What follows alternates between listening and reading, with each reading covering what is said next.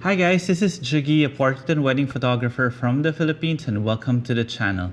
So in this video, I'm going to show you guys how I shot and lit these particular images.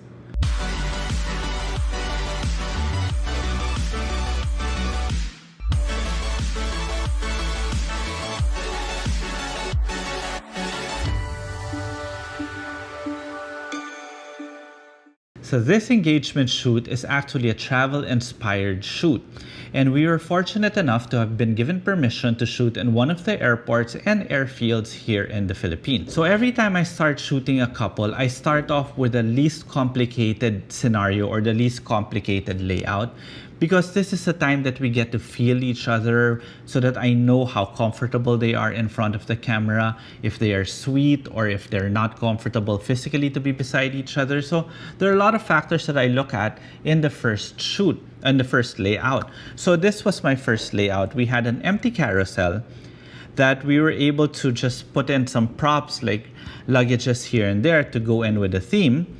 And if you notice, I had here my Phottix Indra, this particular light, my Phottix Indra, but I had a 150 cm octabank directed towards them. If you notice the position of my light is actually facing upwards. The reason why I do that is so that I don't get that much shadow fall off on the ground to make it look as natural as possible. So take note of the pose here that I made them do. It's just a very, very simple pose, them looking at the camera, just getting a feel for each other. And this is the output of this scene here. What I did here in this particular scene was I actually exposed for the ambient light, which was here, just so that I can get this one in control. I mean, I wanted to control the highlights, and I had my light here to be able to just blend in to make it look as natural as possible. And as I said earlier, look at how the position of the light affected even the fall off of the shadows here. Okay? So this was our first layout, very, very simple. And from there, we kind of got into the groove of shooting and we started shooting a few more. And what I did was I changed my light from the 150 cm octabank into just a portable beauty dish. This is a Phottix Luna foldable beauty dish. So from here, this is the output of this shot. There. So if you guys notice, I have my light here. This is where my main light is hitting. It actually serves as a key light on the shorter side of the face. Here in this area here, you can see this is actually my ambient light. So I dialed in my ambient exposure to give me this exposure. Then I had my light about a stop more than ambient light to be able to give me this nice rim light over here. Okay, next.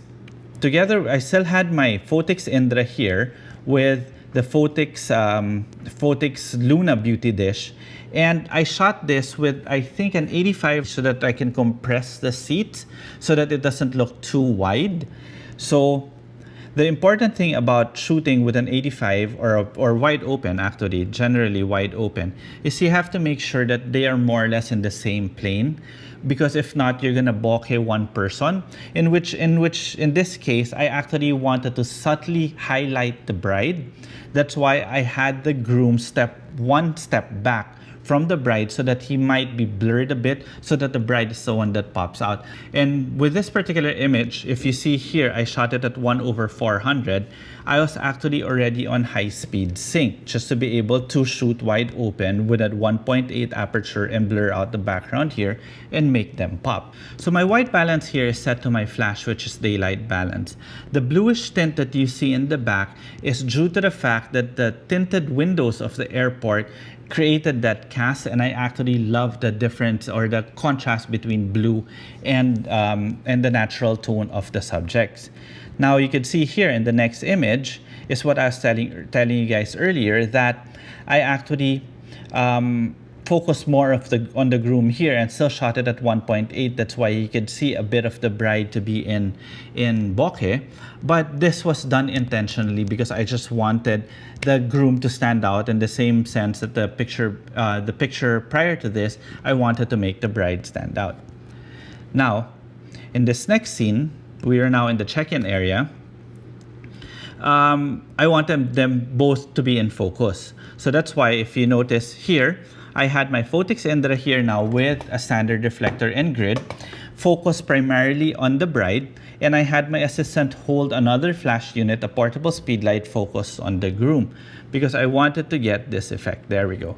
Look at how the light coming from the left is illuminating the groom and the light coming from the right is illuminating the bride. And at the same time, I had another light on the right side just illuminating the luggages. Now, from here, from inside the airport, we had the opportunity again now to shoot outdoor.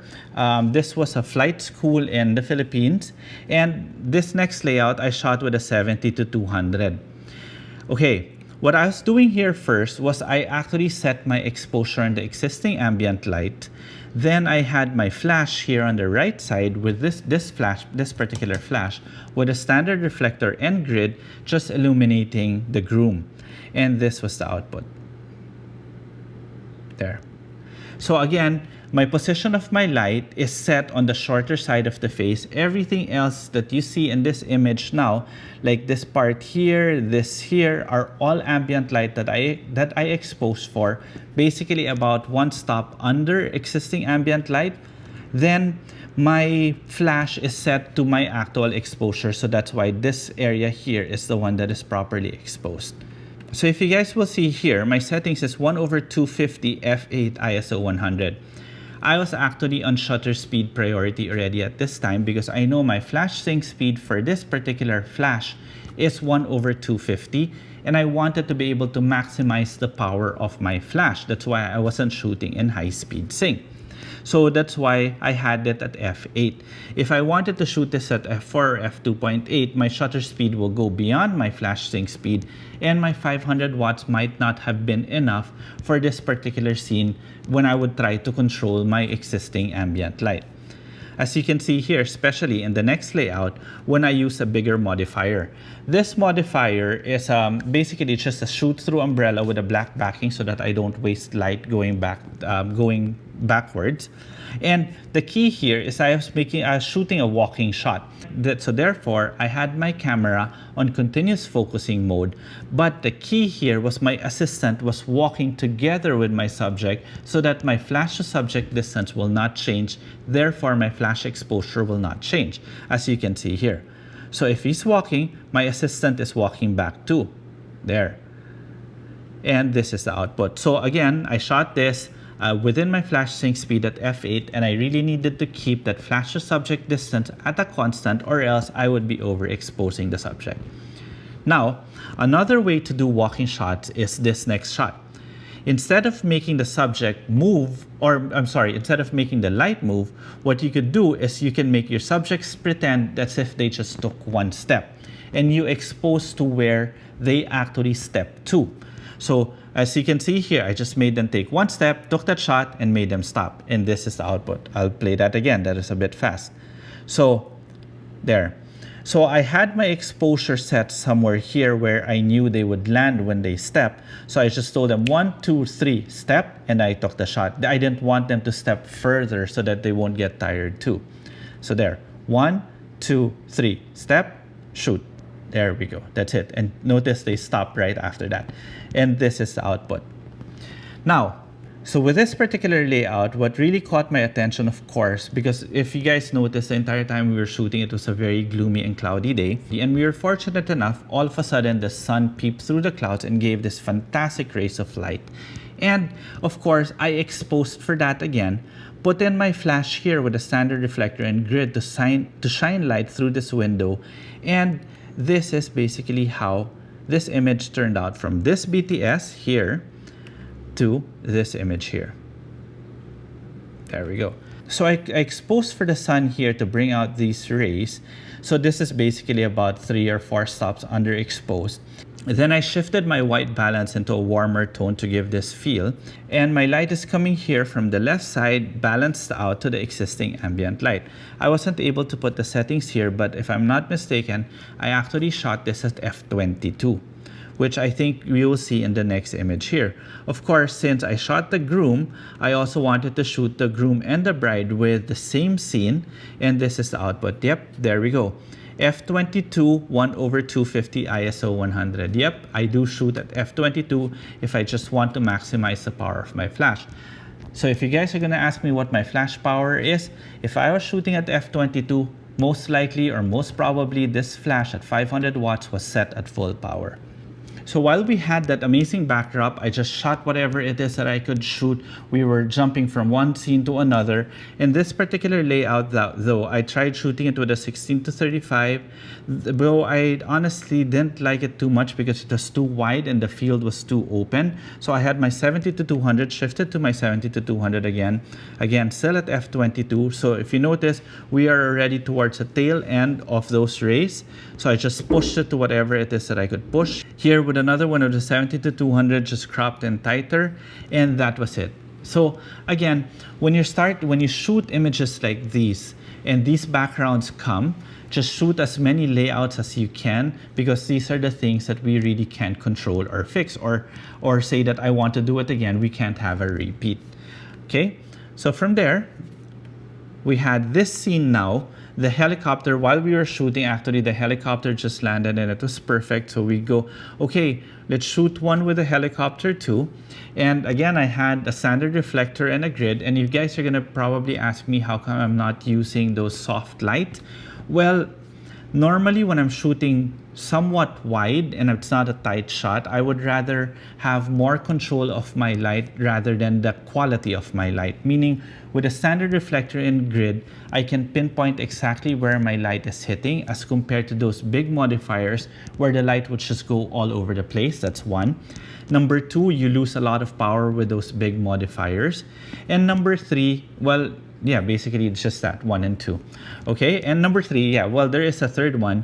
When you're shooting somewhat wide, you don't really see the quality of the light anymore. All you see is the light hitting the subject. So this time I think I shifted to 16:35 just so that I can bring the helicopter in.